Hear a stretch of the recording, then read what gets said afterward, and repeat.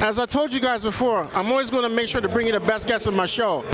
I'm here with one of the hottest stuntman slash ninja fighters. I'm talking about, he's also a karate man. I'm talking about the one in Chris Casamassa, right? Yes, Chris Casamassa. Casamassa, all right, cool, man. Thank you for correcting me. So I just want to say thank you for being here and spending time with me, my audience. Could you tell my audience members a little bit, how did you get involved in martial arts? Yeah, I started training in a style called Red Dragon Karate when I was 4 years old. I've been doing it my whole life, and it's a mixed martial arts style that I love, and I'm still doing it today. Fun fact, he learned it from his daddy.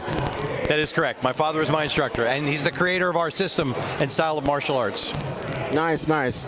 So how did you get involved with the Mortal Kombat franchise, and why did they choose you to play the most favorite ninja from Mortal Kombat, for the first one at least?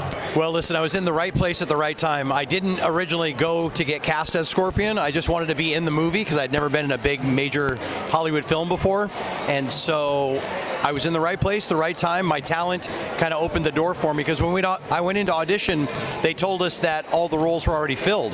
So I was just going to be one of the background fighters when Goro fights, and they had to keep bringing me back. I ended up going back 3 times. I called my agent. I'm like, it's really hard to get into a movie like this.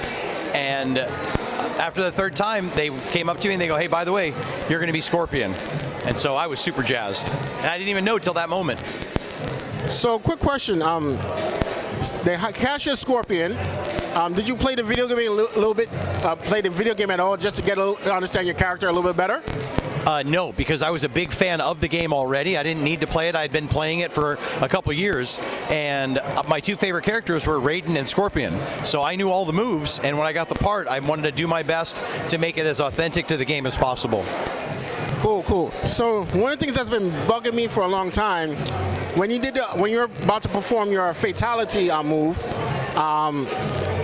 did it give you like a fake skull on your face, or was that all computer generated?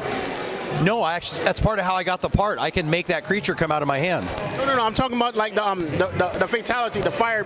You burn. You're going to kill Johnny Cage. Yeah, no, this was 95, so it was real.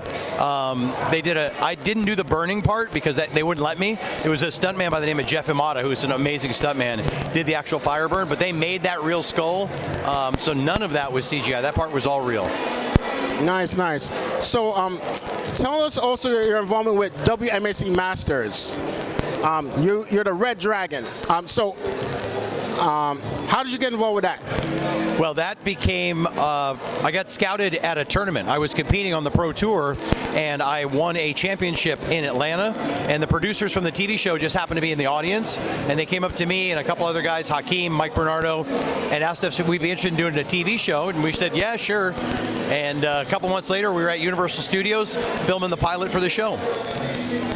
Oh, nice, nice, nice. Yeah, I know. You know Jerry Fassi Fontanez? I do. Yeah, he was actually. They made him an offer too, but he waited too late for that.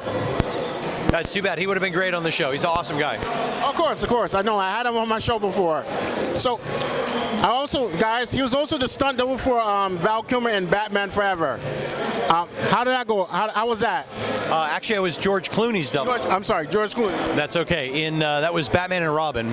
And listen, wearing the bat suit was a surreal experience to have the actual suit on.